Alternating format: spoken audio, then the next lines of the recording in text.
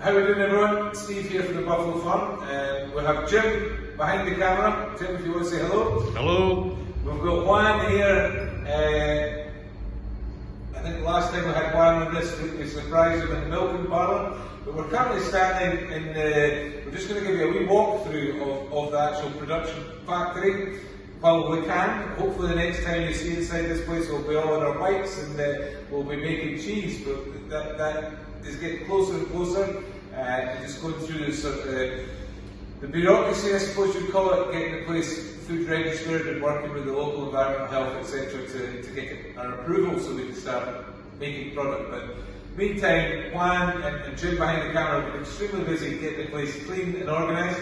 We'll give you a quick walkthrough. So Juan, what we've got here, this is well, this is a raw milk tank. Basically, this is where we get the milk from the parlor, and the next step is we need to pasteurize the milk so it can be safe.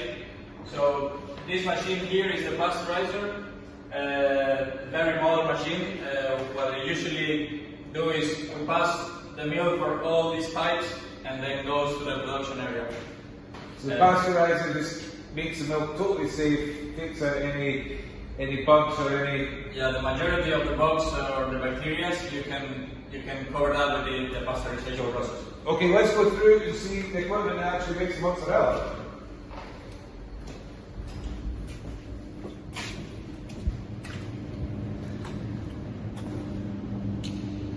So Juan, if you go up, am I right in thinking the milk comes in through these pipes in the roof? Yeah, basically from the pasteurization process, the milk is going to come through here to these two baths, and then this is the moment where we need to start adding the fermentation cultures and the rennet.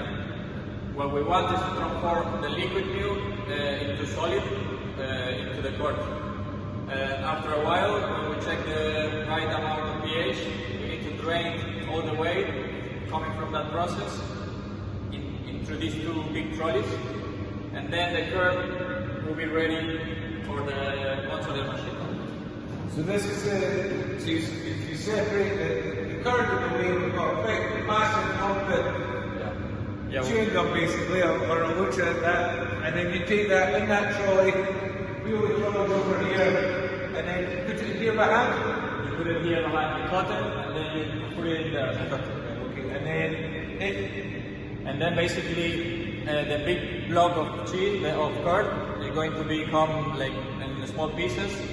And what this machine do is with a couple of big forks, start mixing the curd. And if we apply hot water and steam, we reach the temperature that we want, and then the mozzarella start to become like we want, get the texture that we want. And after that process, after a while, basically the machine, the cooker stretcher, push all that pasta and come through this hole for a specific mold into the balls that we want. It's exciting, guys. It really is. It feels so close that we are finally going to have mozzarella available for our customers.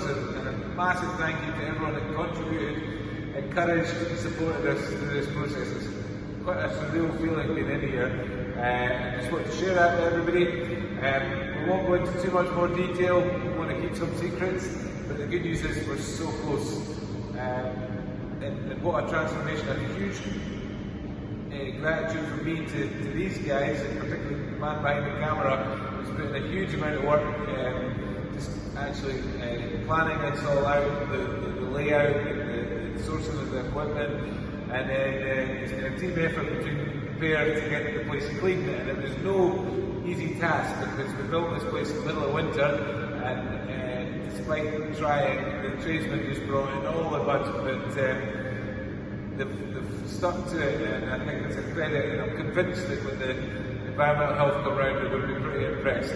So, a little inside look before that moment, and hopefully we'll have some positive news not too far away that mozzarella and ice cream will be available, produced here in Scotland. Cheers guys, thanks for watching.